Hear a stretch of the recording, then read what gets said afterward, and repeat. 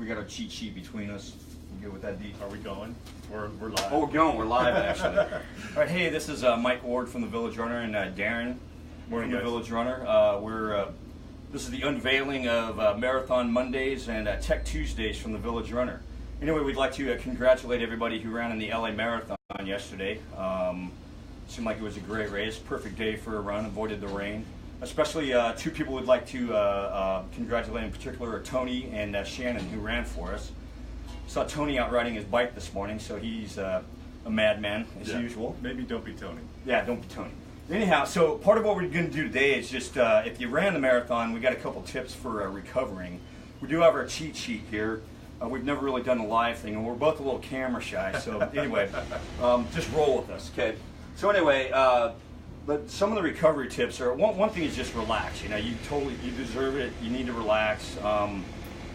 You know, I've run 4 marathons. Darren's run 1. And it's good just to, you work your butt off, and it's good to give yourself a little time off. Don't feel guilty about, you know, not running for a while, and kind of eat whatever you want for maybe 2 days. Yeah. Put your feet up. Take a break. So anyway, secondly is go slow. Like, don't, you know, as far as training, you know, I when I've run my marathons, I've actually just gone out and walked like the next day or two. It's a great way to flush the lactic acid out of your muscles, especially a long walk right after the race.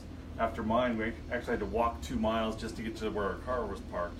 So that was a big help. Yeah, Next day was still pretty sore, but anything you can do to get that lactic buildup out of your muscles, including having a massage afterwards. Yeah. It's a great way to clear the buildup in your muscles and prevent that. Well, so I have a good example of the massage. After the PV half marathon one year I ran it, woke up the next day, could barely walk. Next year I ran it, got a massage. They were giving free massages right after the race.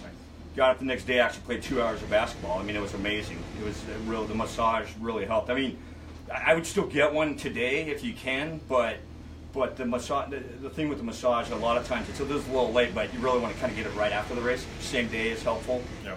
And then let's see. So back to going slow. Darren jumped one on me, got to the massage thing. But going slow, I just want to use another example of I ran a pretty decent marathon at Vegas one year, and about a week later I went out and started running with my buddies from Club Ed. The main reason I went out there, quite honestly, was just to brag about my marathon the week before. And it ended up being a bad idea. We ran, because those guys run really fast, and I ran 8 miles, and I got to about 4 miles, and I basically had to turn back and walk, and I almost cried. It was so painful.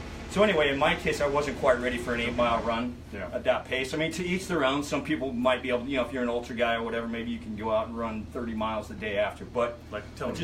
My thing is like, yeah, exactly like Tony. But listen to your body, you know. And I didn't that time, and I paid for it dearly. Yeah. Anyway, another thing is just get some rest. I mean, you put your body through a lot. If you need to, I'm kind of a big fan of the nap. If you need to, go home, leave work early, whatever. Tell your boss at the Village Runner said that was cool.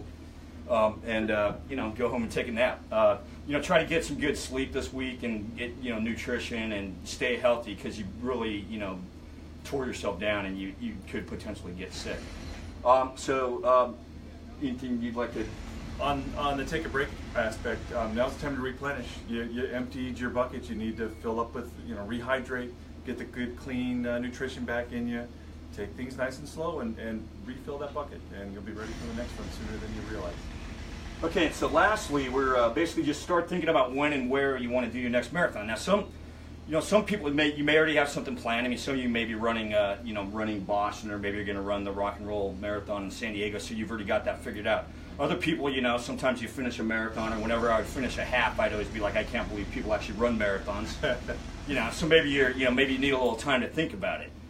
So anyway, but when you do figure that out, sign up for it and get a strategy going. And hopefully we're going to start something here, like I said, Marathon Mondays, where we're going to give tips now as to run a successful marathon. Basically, hopefully try to run your best marathon ever. And hopefully that Village Runner can help you to do that.